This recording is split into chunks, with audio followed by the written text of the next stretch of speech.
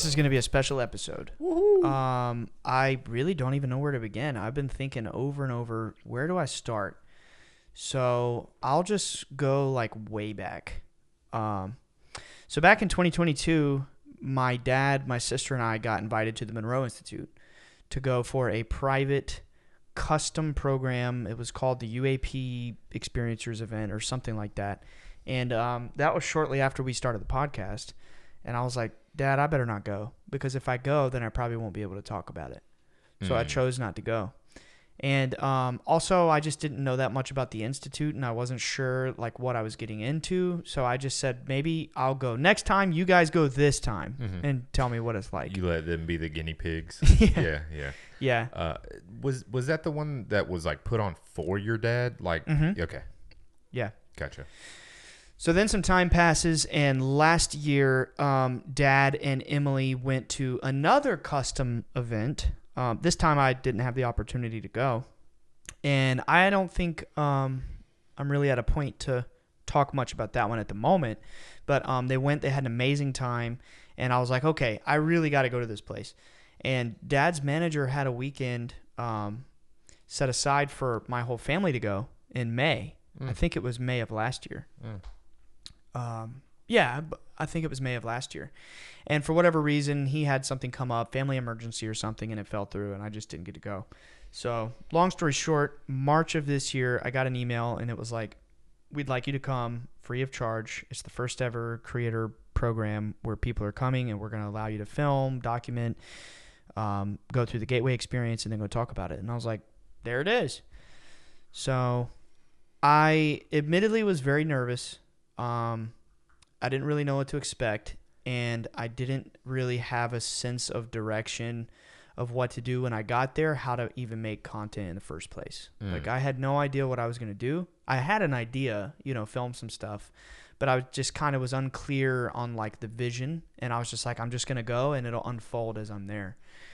So this was like specifically for content creators. Yeah.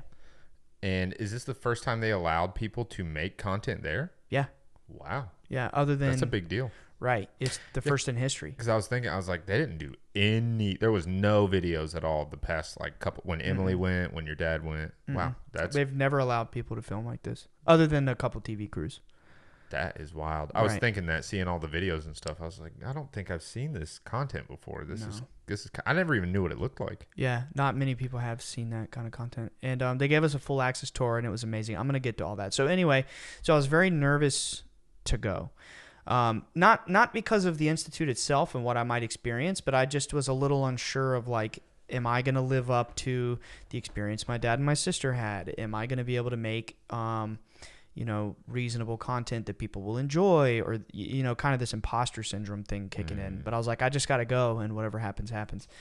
So to your credit, that is a hard act to follow. Right. Yeah.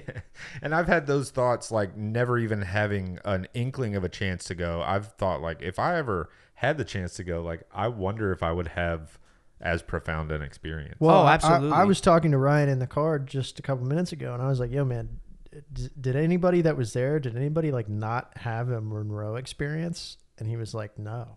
Everybody does. That's cool. There are some people I understand that come, and they're maybe like not quite as into it, or maybe their vibe is off, but they still are having experiences. Yeah. I mean, I'll get there. But anyway, so the crazy part is I left to go to Monroe the day after we finished construction on our house. So you know how that goes. Extremely stressed. Me and Jenny had been talking about it. Like, maybe this is exactly what I need to kind of like reset the 3 months of chaos and torture of remodeling this house. So I get up at like 9 a.m. on Saturday, day one, to make the drive. And it's about a 6-hour drive. And I'm thinking the whole time, from March to June when I left, I'm thinking, oh my God, dude, I'm not going to know anybody. My dad and my sister have already been there and have met a lot of these people at the Institute. So they already kind of know who I am, but I don't know anybody. I felt like Harry Potter going to the first day of school, where, your story's kind of known about a little bit, but you don't know everybody, but those expectations. Yeah. You're stepping into this like magical world. So I definitely had some jitters. And on the way to the Institute, I called Dad and I called Emily, and I talked for quite a while with each of them. what do I expect? What's the coffee situation?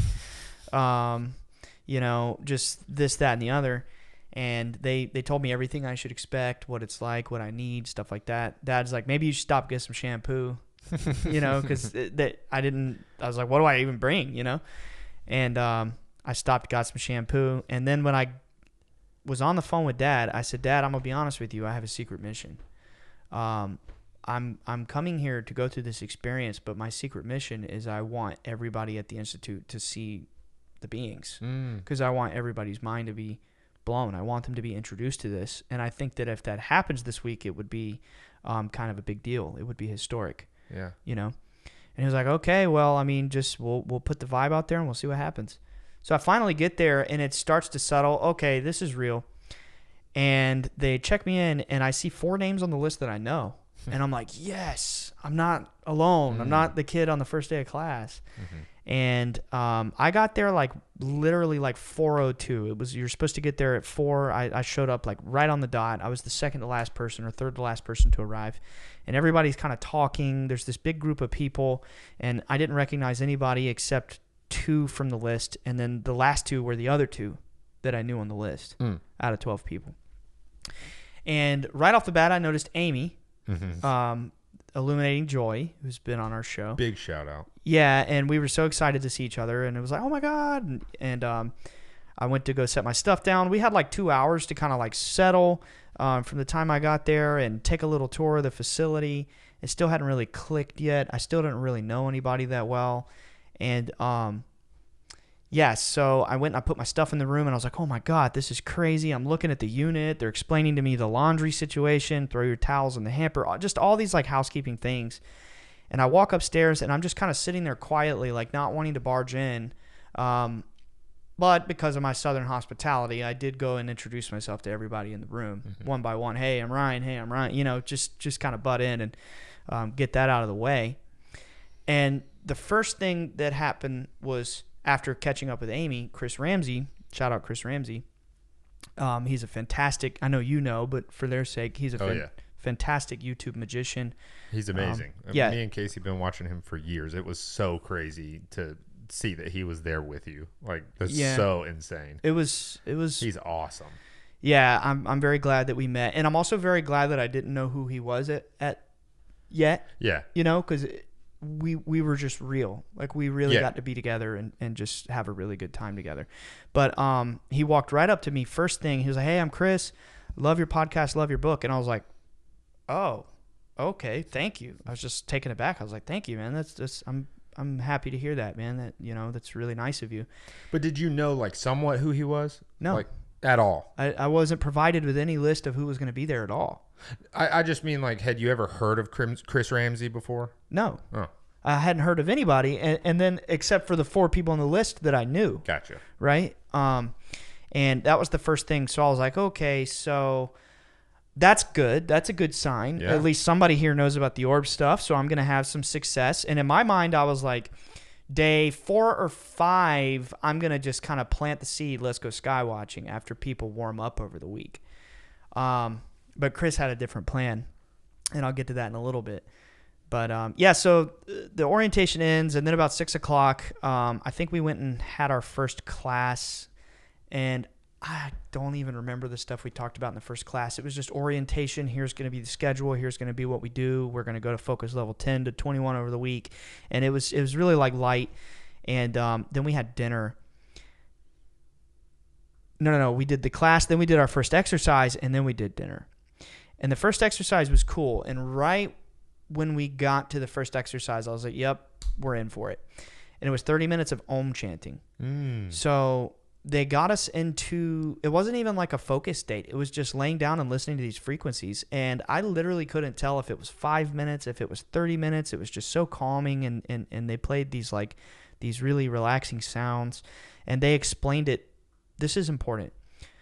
So this was the first inkling where I was becoming aware that they really have some profound spiritual knowledge at this place, because I had always thought, oh, it's just a place where they have frequencies, and I didn't really know much. I didn't know what I was getting into, and And they were explaining that the resonance of vowel sounds, the bones are transmitters of vibrations. They carry vibrations.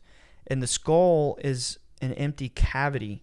So when you chant these sounds, these vowel sounds, these vibrations bounce around in the cavity of your skull and it permeates your brain. And it sort of alters your state of consciousness a little bit. And they're telling me this. I'm like, tell me more. Tell me more. So, we did 30 minutes of Om chanting. It was super awesome. We were all buzzing. I have a video where I was waking up from that, and we were all just so relaxed. And the tradition is like after you do the exercises and the day of class and meditation is finished, everybody has popcorn together at the end of the night. So we went up there and we had popcorn. I swear to Christ, it was the best popcorn I ever had in my life. And I throw down on some popcorn. That's weird. For the past 2 weeks, I've had a random obsession with popcorn.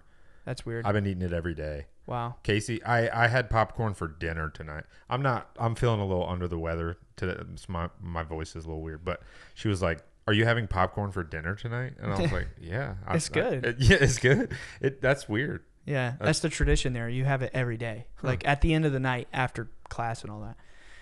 We did the resonant tuning, and I was like, okay, not bad. First night, I had only been there since 4, and I felt like I was kind of more relaxed and able to talk with everybody a little more openly and not so jittery about what's going on, what's the program going to be like, and just all these things. I think it's just normal to have this anticipation, oh God, what's going to happen? You know what I mean? Oh yeah, for sure. And we all hang out that night. I think we all just kind of sat around and watched Chris Ramsey do magic for the rest of the night. The first night, honestly. He just did that would be so cool. It was every night it ended up being that way. That's awesome. He just did hella magic tricks, and it was honestly like a dream.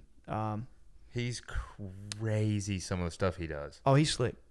The slickest. It's all about the sleight of hand stuff. He has that shit down all the way. Oh, yeah. It's unreal. Yeah, no, it's insane. I think that's what we did the first night. We just kind of sat around, and he just wowed us all with magic, and everybody was laughing and cheering, and I was like, this is a good crowd. This is going to be a great week. So we go to bed, had a very hard time going to sleep the first night, being exhausted from all the construction stuff and ending that and then rushing there the next day, but then kind of waking up no, let me back up. I had a hard time going to sleep. That's why I was exhausted the next day. It was like they play these frequencies in your unit. You have these speakers in the wall and you have the headphones on the wall. And something that some other people pointed out to me too, so I wasn't alone in this. It's like you sleep deep at Monroe, but you have a hard time going to sleep. There's something about the energy of the place. It's really hard to fall asleep. And most nights I was up till 2 or 3 in the morning. Whoa. Yeah. And do you feel like it was the frequencies keeping you awake? No, I think it's just the energy of the place. Yeah. And then you wake up. It's this wake-up call at 6:30 in the morning, and you're so tired. But by the time you do the first meditation, which is an hour, you're like, okay, I just took an hour nap. You're napping the whole day, but you're not really napping. Yeah. It's very restorative. So by about the 3rd day, I was like, I don't care if I stay up late because we're just meditating all day, and it'll be fine. You're going to recoup anyway. Yeah. And by the end of the week, we were all hanging out super late every night anyway, and we were all just so much FOMO. And by the last night, it was this crew of 4 or 5 of us who was up till 1 or 2 or 3 every single night in the common area of, kind of like Hogwarts. They have this common area. We had a common area where we would do magic, and it does kind of sound like Hogwarts. It is. It really is. So day 1, we wake up, and it's breakfast every day at 8 o'clock, and then class at 9. So we get to class, and we start learning about the focus levels. And I want to slow down and talk about the focus levels for a minute here because it's important. Mm-hmm. So back in the 1970s, Robert Monroe was sort of like a bigwig corporate NBC guy, like the NBC, and back then radio was still ultra popular. Yeah. Kind of like competing with TV airspace. Oh, yeah. They were like competitors. Totally. And he was high up in the radio division. I don't remember exactly what his job was, but he was one of the top people. He was a multimillionaire. Damn. Very wealthy, successful NBC career. He wasn't seeking this stuff. He wasn't out there trying to have out-of-body experiences. So one night, I think in 1971, he was laying in bed, and he bumped his head really hard. And he was like, what the hell? And he looked up and he noticed it was the chandelier. And then he looked down and he saw there was someone strange laying in bed with his wife. He was like, wait a minute, that's me. Oh, no way. And he started spontaneously going out of body. So then he out has of nowhere. Yeah. Wow. So then he has the existential shock. Oh my God, what the hell's happening? I'm dying. I'm insane, whatever. And he exhausted so much resources, like trying to figure out, am I sick? Am I dying? Am I crazy? Am I schizophrenic? Whatever. He went to doctors, psychiatrists, all this stuff. He had every screen humanly possible, all to find out that none of that was going on. And he went on to have probably thousands of out-of-body experiences throughout his life. But the key here is with him having been so savvy with radio, he also got involved with this scientist named Tom Campbell, who's like a physicist. I can't remember exactly what his job is, but he's like a astrophysicist or something. And Skip Atwater, he surrounded himself with these really credentialed scientists, and they were like, let's figure this thing out. And back in the like 50s, 60s, 70s, there was this fad where they were selling these records, like literal vinyl records. And it's like, learn math equations in your sleep. Learn Spanish in your sleep. Right, yeah. And there were some studies that came out at the time that demonstrated that it actually worked, that you could listen to sounds in your sleep, and it worked. Yeah. So Robert Monroe, being the brilliant man he is, he's like, I can reverse engineer this state of consciousness that's happening to me and teach it to others. And then he thought deeply about it, and he's like, airplanes have twin propellers. And back in those days, they would have the captain alter the vibration of them, the rotation of them.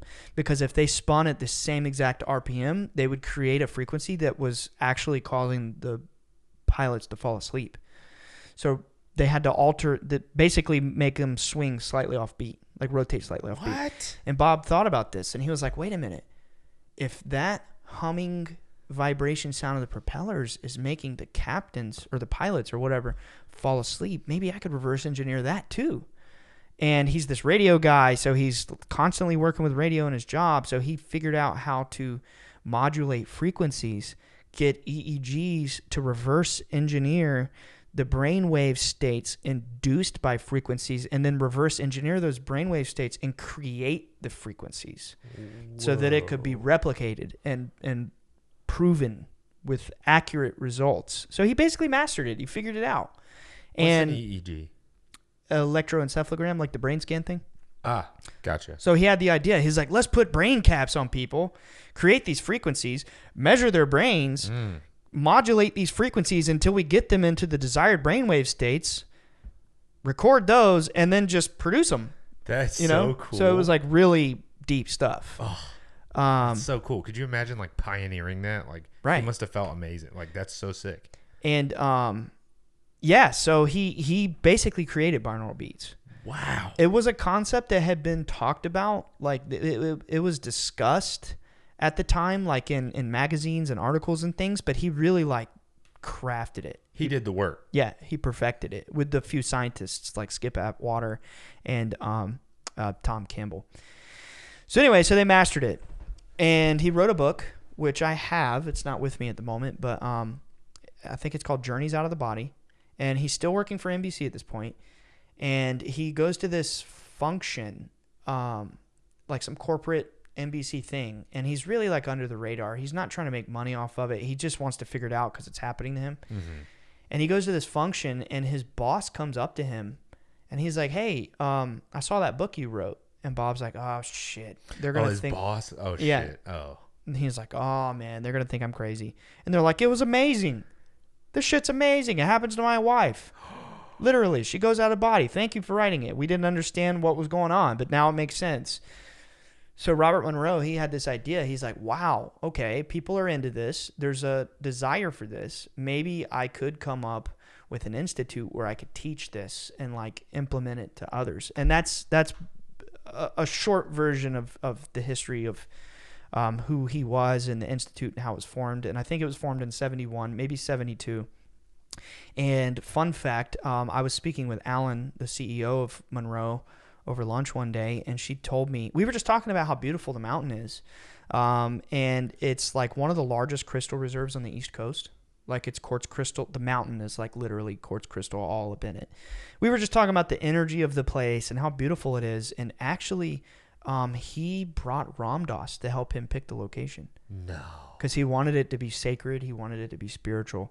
So there's so many elements to like even the location of the place. So he wasn't like living in Virginia. No, he was up in New York and New Jersey Working for NBC. Yeah. Yeah.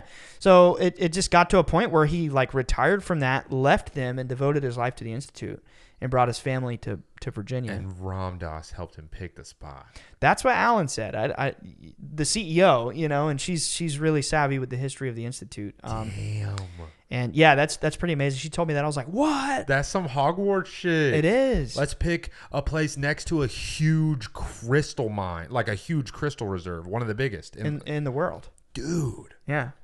Oh, that's so badass. Yeah, it's insane. It really is like just a magical, mysterious energy to this place. I mean, there's fireflies everywhere. There's bats, dozens of bats swooping all around you, chasing the fireflies. They literally swoop right in front of your face. And we're like, you know, we're all hanging out in the pool and bats are just flying over our head and in front of our face. And they have a pool there?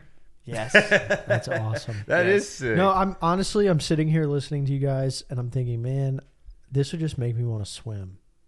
Oh, really? we did. You were already thinking that? I'm thinking I'm putting myself there. I'm listening to Ryan and I'm like, man, I would just really want to swim. Oh, man. Well, that's the thing is like, I got there and found out there was a pool and I was like, shit, I didn't know there was a pool. And by the end of the week, some of us were just like, I was in gym shorts, but some people were in boxers. Just, we didn't care, dude. We were all in the pool. Yeah, who cares? The last night, all of us were in the pool, including the instructors, and we were sky watching in the pool. That's badass. You know, it was cool.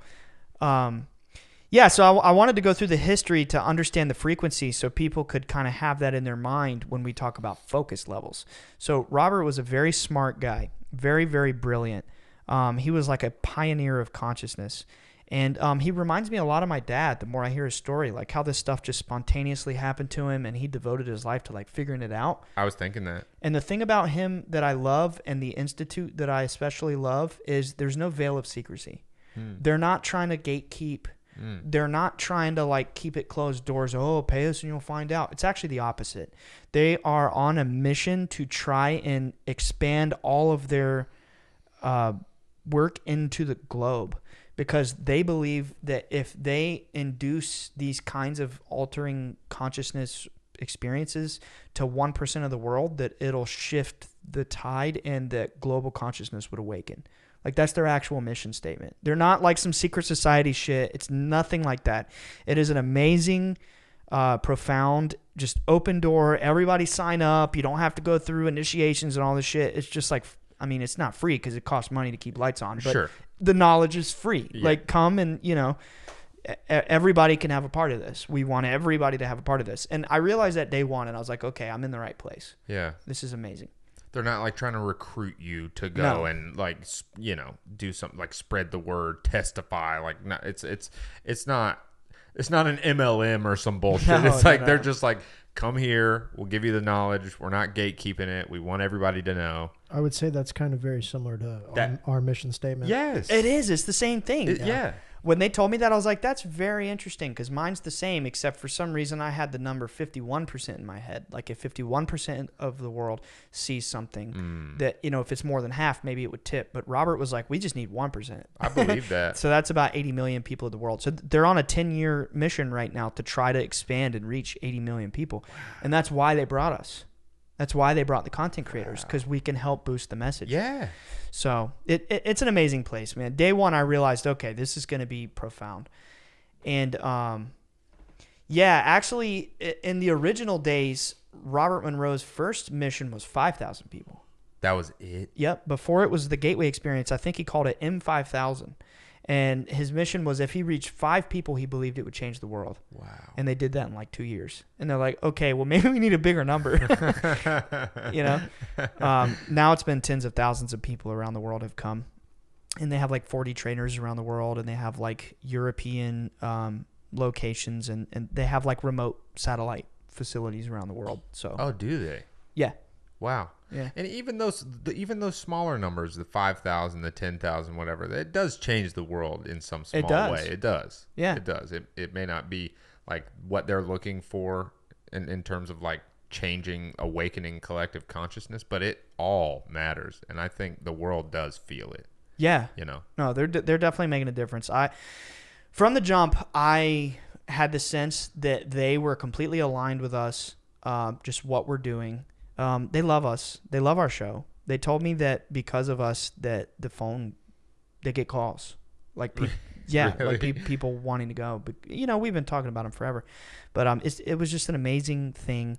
And I definitely had the sense that it was no coincidence that I was there, that we were involved, that my dad and sister had been there twice. Again, there's a second thing that, you know, we'll be able to talk more about later. Mm-hmm. But it was just this circle in my mind that was completing, like, okay, this is very weird to be here right now. And let me slightly back up because I missed one part of day one. All of us that got there had to go through a one-on-one interview with the trainers. So I met with Maya. We had two trainers, Arki and Maya. Amazing people. Arki's from Spain, Maya's from Lithuania. And I feel like that kind of added to the experience of being in this like alternate world away from society, and then having these trainers who both were from different places too. It just kind of added a little bit of a mystique to the experience and their cultural backgrounds, you know? And right off the bat, I got the vibe from Maya that she was like a Ram Dass or like a you know, like a guru kind of. Yeah, I kept telling her that. Like, I don't mean this in a bad way, but you remind me of someone who has studied in India. And she's like, I did. I lived in India for 2 years. And she was asking me all these questions, and I just got the sense when I was speaking to her day one, I was like, okay, this is not just a place where, you know, scientists are pressing play on a soundboard and running frequencies. Like, these are really spiritual people. Mm-hmm. These are like monks. These are like, you know, wizards, whatever you want to think. Like, I was beginning to see like, okay, there's something really deep here. Yeah. You know, the real deal. Yeah, it's the real deal. There's a literal magician there. Yeah. Yeah. We talked a lot about that too. We had some pretty funny synchronicities with him being a magician. Not necessarily synchronicities, but just like, you know, him having these profound spiritual awakenings, and then me telling him, I'm like, dude, I mean, you know, you're literally symbolically playing with magical forces. I mean, you're kind of towing the line there already. Yeah. You know, in your day job, you know, but now you're here where the real magic is. Yeah. It was, you know, we talked a lot about that and with Chris. But so back to Maya. So she had the kanji symbol on her neck, and which kanji? For fire. Fire. Yeah, for fire. And her name was Maya. So I was like, oh, Maya, beautiful name. It's like the illusion, the veil of Maya. Really cool. And she's, you know, because she's from Lithuania, and I think she went to India for a while and lived there for 2 years. That kept coming up. But something about her language crossed with, it was either India or maybe it was English. I don't know. But they said the word illusion, and she thought they were calling her a loser. You know? Oh, they were saying illusion to her, like in the English like Maya. language. Oh, yeah, wow. Because Maya is illusion. She thought they were saying loser. Calling her a loser, yeah, and we got a little laugh out of that. Oh my God. I felt good about our chat, and I was like, okay, I'm in really good hands. These are some very, very spiritual people. If you don't mind sharing, what kind of questions? Like, just general. I would just love to know out of my curiosity. It was just like, what do you expect coming here? Things like that. Why are you here? What are you looking to get out of this? But in a very friendly way, I mean, I can't remember all the questions, to be honest. But that probably is important. But they're probably trying to make sure that like people's intentions are pure. Right. And they're there for the right reasons. Because it could, like, if somebody's there for the wrong reasons, it could spoil it for everyone. Right. It could. Yeah.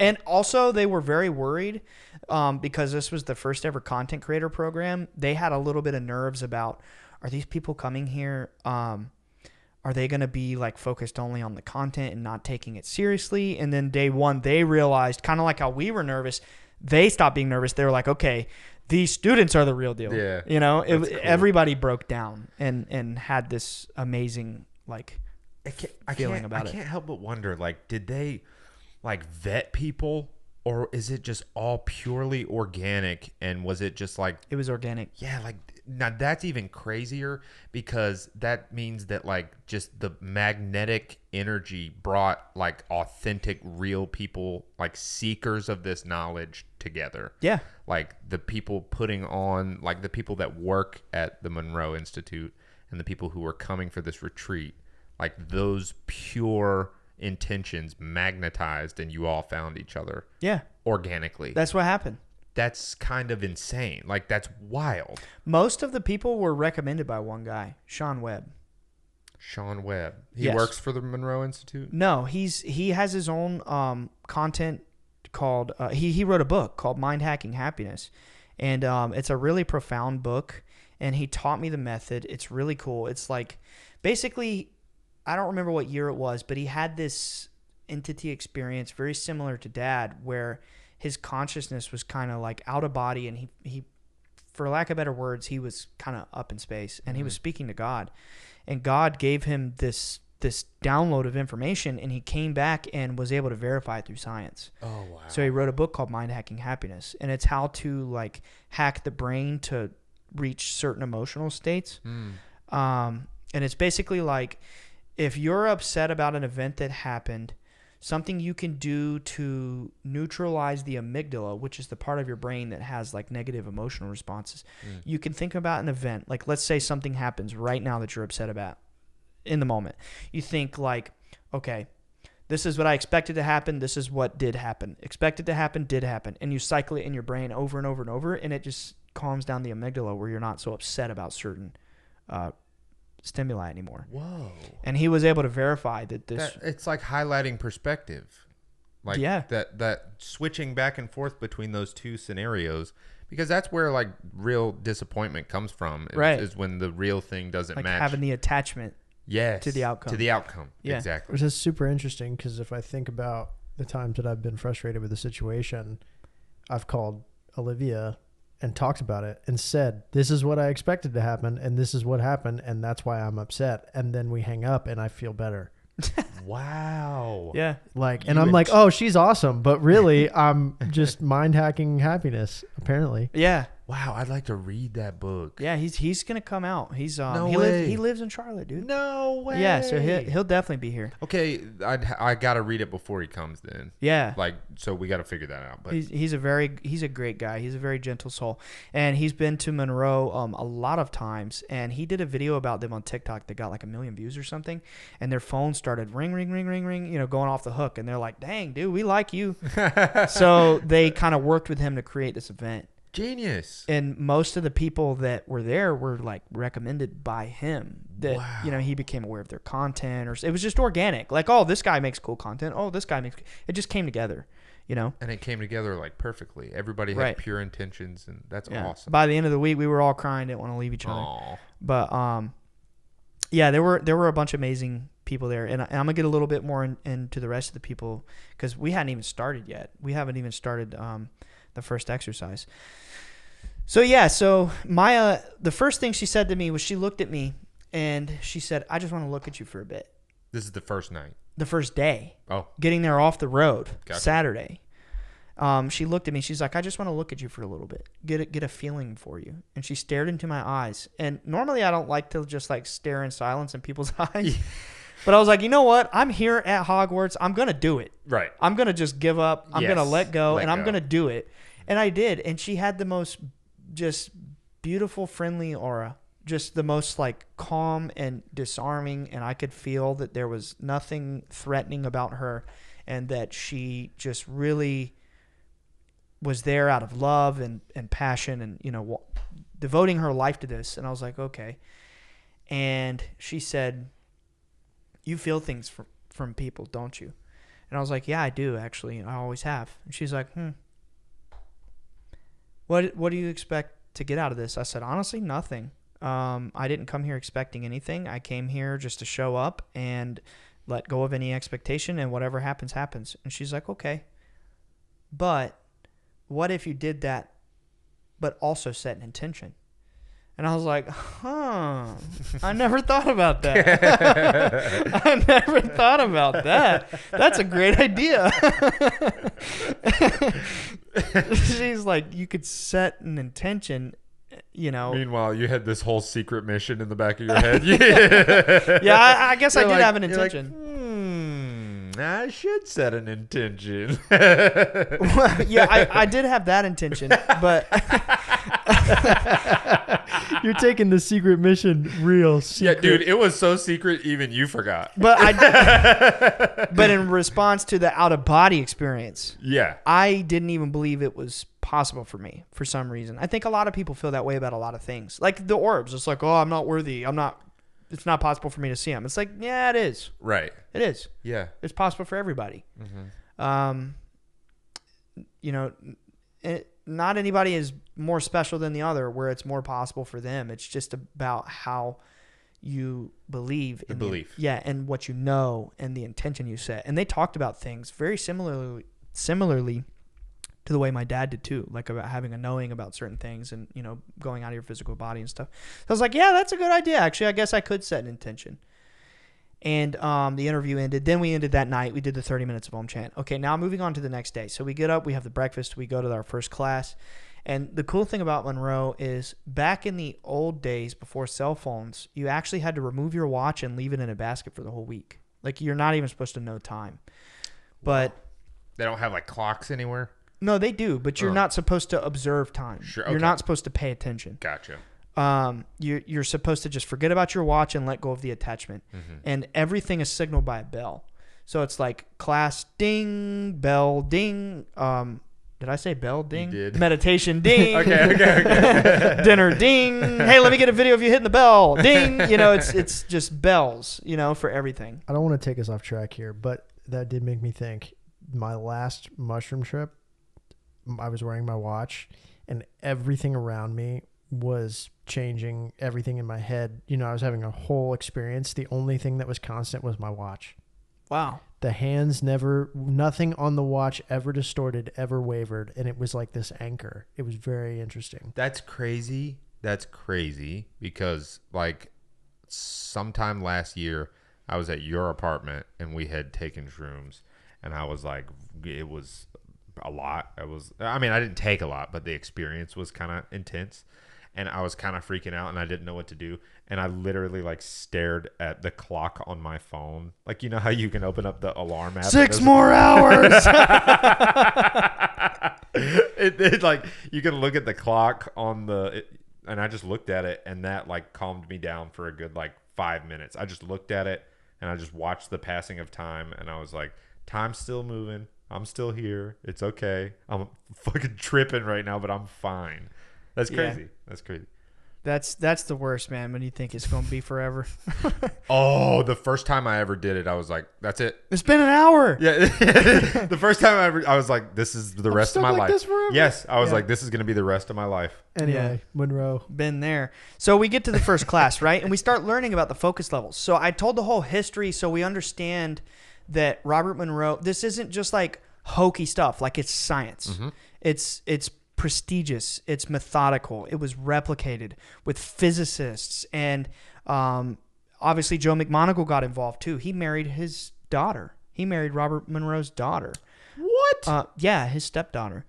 That's so cool. Yeah, and like he was surrounded by these highly qualified, highly credentialed people that helped him like figure out how to refine the process so it was replicatable and perfected, right? Which is that's science when you can replicate it. Right. That's science. And it's also, it came from it came because he was experiencing this. Right. It's not like he like read about it somewhere and then decided to, like, it's very personal down to the very beginning of it. Yeah. You know? Yeah. That's awesome. Eventually, so the first time was an existential shock and he thought he was dying, all that stuff.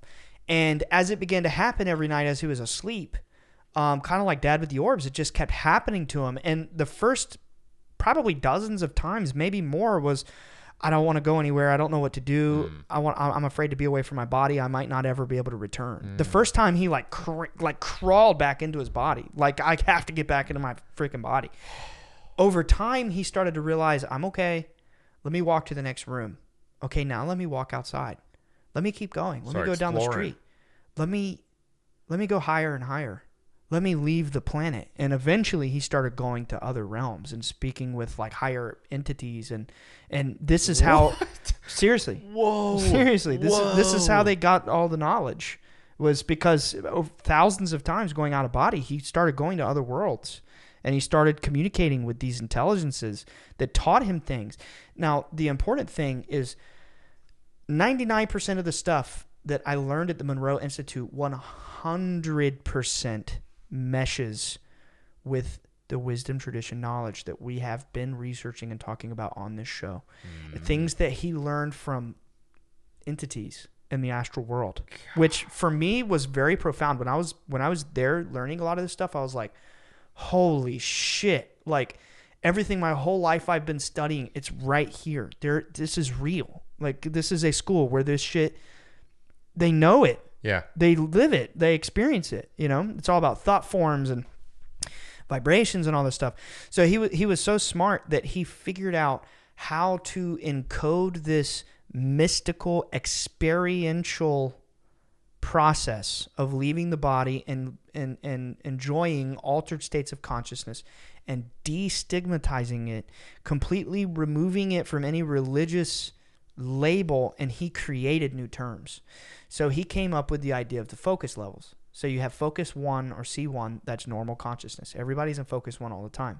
Then it goes up to focus 10, where your mind is awake, but your body's asleep. And the funny thing is, a lot of people report hearing snoring in the room, and they're like, oh, wait, it's me.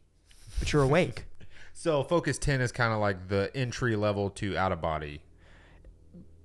Yeah, I mean, it's hard to say because it's different for everybody. Like, the first out of body happened for me at focus 12. For some people it was 15. For some people it was 21, where that's the intro to, you know, it's like everybody's different, I think, in the sense what it takes to get there. But yeah, focus 10 is the doorway to like deep states of meditation. Okay. It's where your mind is awake. Maybe nothing mystical is happening per se, but you're at such a threshold of meditation that your body is physically asleep. That's the thing I forgot to say, that when he was like perfecting the method with the waves and stuff, he figured out how to induce the brain right on that little hair trigger threshold of literally falling asleep and being in meditation. Like, he figured out how to guide the brain there and keep it there and keep going deeper into that state without falling asleep. Whoa. So like, your body is asleep, but you are not asleep. Yeah. Your mind is fully awake. You can even be snoring and you are wide awake.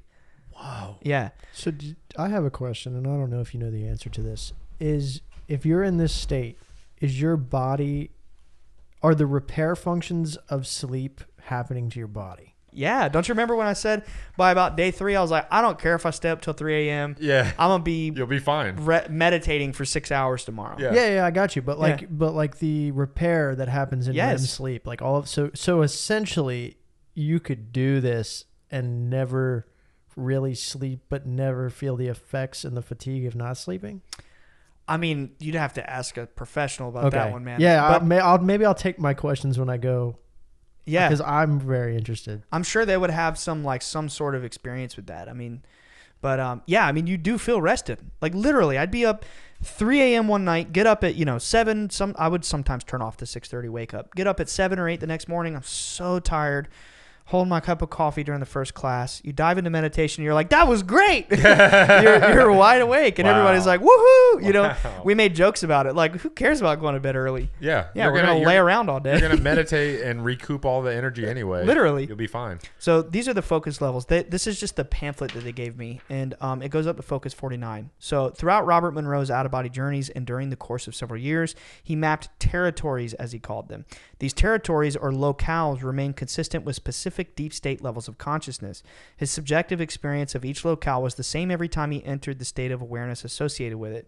To avoid using mystical or religious language to describe these territories, he numbered them, calling them focus levels.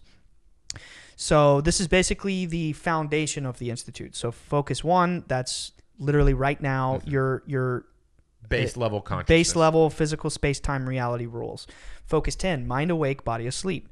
A state of consciousness where the physical body is asleep and the mind is awake and alert. Consciousness is fully retained without dependence upon signals from the physical body. One learns to ride the edge of sleep. So I wrote down some notes from my class when we were doing Intro to Focus 10, which was technically day 2, but it was day 1 of classes because, you know, we got there in the evening. Mm-hmm. So in the outside world, we achieve things through effort. In the inside world, we achieve things through intention, which is crazy because the day before, Maya was like, but have you set an intention? And I was like, There's this theme of intention throughout the week, right? By the way, did you set an intention? I eventually did, yeah. My intention from the beginning was, like I said, it was my secret mission for everybody to see orbs because I thought with some things coming down the pipe and just being there with it, just being such a magical week, I was like, I want everybody to see because I think that would be amazing and it would just make the whole thing more magical. Mm-hmm. The other thing I wrote down that they expressed is gratitude places you in a different state of consciousness, which is something we've talked about many times on the show. That was another wonderful thing about being there is a lot of things that we have found on our own just through research. I feel like they were validating a lot of our effort. Just hearing it from them felt very validating that we've been on the right track. Yeah. You know they've been doing the scientific work for 50 years. Yeah, literally. Yeah, more than 50 years. Yeah, so it was very validating being there, knowing like, okay, we're not crazy. Yeah. Like, we are trying to, you know, figure this thing out here, and we're not necessarily on the wrong track, mm-hmm. you know, and there's like some very prestigious, qualified individuals who agree with me. Yeah, like, wow, this is awesome. Yeah, you know, it's not just talking to a camera and hoping, you know, it all makes sense. It felt very real. Yeah, being there. And it's like, you know, it's obviously amazing being around like-minded people, period. That's right. obviously great. Right. But when you're around like-minded people who are like putting in, like they've devoted their lives. It's their life. It's their career. That's got to be even more so like profound and reassuring. Yeah. That's amazing. Yeah, it was unbelievable. So gratitude places you in a different state of consciousness. And that's the thing. Before I get into like what it was like being in the Focus 10 state, I want to read the affirmation because this is the one doctrine of the Monroe Institute. This is the single creed. You don't have to be religious. You don't have to, you know, observe certain traditions and rites and rituals. You don't have to, you know, forsake your family and go live in the forest. You don't have to put, you know, ash on your forehead and give up sugar for 40 days. None of that matters. Yeah. None of that really matters. The only thing that matters at Monroe is we understand that we are more than our physical body. And that's why anything is possible. That's why all of this is possible. So that is the one doctrine. You are more than your physical body. Actually, it's right here on the journal. You are more than your physical body. Oh, wow. Yeah. They give you those journals. Yeah, because you're supposed to journal everything. That's cool. And there is an official Gateway Voyage affirmation, which I highly recommend everybody at home memorize the core elements of this. Whether you want to do this or not, it doesn't matter. And it's, I am more than my physical body. Because I am more than physical matter, I can perceive that which is greater than the physical world. Therefore, I deeply desire to expand, to experience, to know, to understand, to control, to use such greater energies and energy systems as may be beneficial and constructive to me and to those who follow me. Also, I deeply desire the help and cooperation, the assistance, the understanding of those individuals whose wisdom, development, and experience are equal to or greater than my own. I ask their guidance, protection from any influence or any source that might provide me with less than my stated desires. That's the official affirmation, but they were very clear. They're like, you can modify it. You can remember the 4 key elements. I forgot to say they add gratitude. It's not written, but they're like, but you need to express gratitude. That has to be added. We have found that it alters your mind to be in a more receptive state, which makes sense. We did a whole episode on it. Yeah, I think gratitude. It's one of the most magical things you can do. Yeah, literally. So they were like, you don't have to memorize the whole thing. You can keep the 4 key elements. And part of the actual preparatory process to leave the body is the final stage of the prep before you get to the focus levels is the affirmation. You just think it. You don't even have to say it. You could keep it as simple. This is what I did, and it clearly worked for me. I'm more than my physical body. I am seeking to explore this element of my divine existence. I ask my guides. I changed it every time. Maybe sometimes it was my grandpa's. Maybe sometimes it was the Holy Trinity. Just something good, you know? Yeah. I ask for assistance from my guides, and I thank you. You know, just keep the core elements of this. You recite this in your mind because you're setting the intention. Can you say that your version one more time? I had like 40 No, versions. just for the people listening, just one more time. Well, it was different. It was like it depended on what happened last time. If it was a shocking out of body, I would go extra heavy on I want the whole host of angels, the whole beings. I want my grandfather, both my grandfathers, the Holy Trinity, the lady, bring God. I want everybody. I was like, everybody, keep me safe this time. Keep me comfortable. Because the last time was freaky. Bring them all. Bring everybody. Hold my hand. Yeah, take care of me. I'm telling you, man. I'm scared. I changed it every time. But yeah, no, Wow. it's just the core element there is I deeply the first one is I'm more than my physical body. Second element, I want to explore this. Right? I'm seeking to perceive that which is greater than my physical body. I just dropped all my stuff. You're like asking for it. Yes. Yeah. The third element is I want help from whoever positive benevolent force I want to help me. And then the fourth element that was added later is the gratitude. Thank you for helping me. Yeah. You know, keep it simple. Yeah. So focus 10. I wrote down. I dropped my freaking. That's right. You got it. Yeah. Okay. So I felt deeply relaxed and didn't have a sense of time. I had multiple flashes of inspiration regarding certain things, like about the podcast, and you know, because it's been so hard to like stay on top of it with all the move and stuff. So I was like, okay, I got some pretty cool ideas, and this is nice, you know. Day one, it's just snoozy, man. Just focus 10. I was like, this is pretty nice. The second time, so the second meditation exercise we did, so it was like class 9 a.m. and then meditate, and then right back to class when we wake up. You're supposed to journal, go straight to class. So the second time we did the resonant energy balloon, which is something that I wanted to emphasize. So they taught us about the affirmation. They taught us about the energy conversion box, which is a very cool concept. And by the way, these are things that can be practiced daily, meditating or not. I asked all these questions because I learned from one of my mentors, Satoru Gojo from Jujutsu Kaisen. I was like, no way. There's somebody named Satoru Gojo in the Monroe Institute. There's no way. No. But in season 2 of Jujutsu Kaisen, there's a scene where it shows him developing his abilities, and at one point he's like, I eventually figured out how to automate this in my subconscious mind where my basically, you know, psychic energy barrier is always up. So when they started teaching about this, I'm like, can I automate this? can I constantly think about this? And they're like, yeah. Wow. There's only one way to find out, right? And I was try like, you're damn right. Do it. You know, so I've been constantly trying to think about this. But so they taught us about the energy conversion box and the resonant energy balloon. This is reminiscent of psychology, the energy conversion box. Actually, I did a therapy session one time, and she made me make a magic box to put all my worries in. But I thought it was silly. I didn't really take it serious. But so the energy conversion box, and you guys should visualize this to the best of your ability. You want to imagine anything you can imagine. It's a heavy, it could be a box, it could be a chest, it could be a locker, it could be anything, just like a heavy storage facility. Visualize it however you want. Mine is this really big amethyst crystal chest with the sigil without the UFO, just the circle, like the Philosopher's Stone sigil on the front. And then on the top, there's a Metatron's cube. And then when you open it, there's shining white light inside. And the corners and the inside are lined with copper. And then it's got sexy gold trim. You think about whatever you want. You visualize the details of this box. When you're going into states of meditation, you take your worries and you leave them in the box. You take your doubts and your fears and you leave them in the box. Anytime during meditation, something pops into your mind, in the box. You know what I mean? It's an energy conversion box. You're converting these doubts and negativities and insecurities and fears, putting them in the box. It's this magic box that can take any of your negativity away. That's step 1.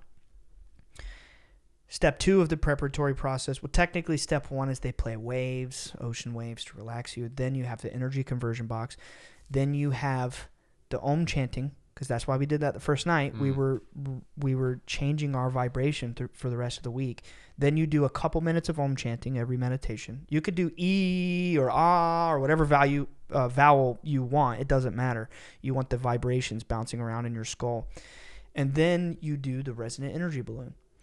And this particular technique is reminiscent of Rosicrucian magic, Gnostic magic, all these different ancient occult practices. I want to be careful putting a label to it, but it's things that we have studied and things we have discussed. It is a very ancient practice, and it's visualizing. It's basically a form of visualizing energy. And I've always heard about these techniques, and I thought, wow, so cool, but never really took it serious. Tried it a couple times. I'm like, this is cool, but didn't really pursue it.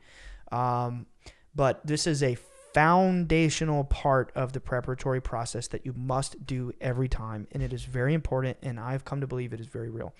And you focus on white light coming from the top of your crown out of your head, and it fountains out of your head in all directions and goes around your body, and then it fountains back up into your feet like a toroidal field. And then that energy, when it enters through your feet, it spirals through the center of your being up back to your head, fountains out of your head, and you're creating a torus field of magnetic energy. And you constantly keep this visual going. And when you meditate, you focus on this. You focus on this. And eventually, I'm telling you, dude, you can do it all the time throughout the day. You'll start to feel the tingles in your head and in your feet. You'll start to feel it vibrating. And then after doing it for so long, so many different sessions, they teach you how to subconsciously program it into your brain where you can think of a switch and it'll activate. And the Monroe switch, I'll just go ahead and say it because, it can still be programmed. The Monroe switch is because this is first achieved in the focus 10 state, you think of a glowing circle of light with the number 10 in the center of it. This is Monroe's method. But they're like, but you can make your own. You can create your own subconscious symbolism. It doesn't matter. So you think of this glowing circle of light with the number 10, and you take a deep breath, and then you visualize you're blowing out the circle. You're blowing out the circle with the number 10 in it. You're exhaling it out of your body. After so many times of doing this throughout the week, you do this trigger, and immediately you hit an altered state, or at least I did, and you feel the vibrations in your head and in your feet, and it's just like, boom, you can instantly recall this state. Wow. And the idea is that it keeps your energy from leaking out, but it keeps negative energies from permeating your energy field. That's the idea of the force field. Yes. Type thing. Yes, because when you're going out of body, you want to be protected. Of course, yeah. And I started to realize that's orbs. Oh my, whoa, hold up. That's crazy. Whoa. It's orbs. Yo, that blew my mind a little bit. It blew mine when I was sitting there learning it. It's orbs. Thank you so much for watching. If you want to see more, check out our other videos. And before you go, don't forget to subscribe. See you next week. Peace.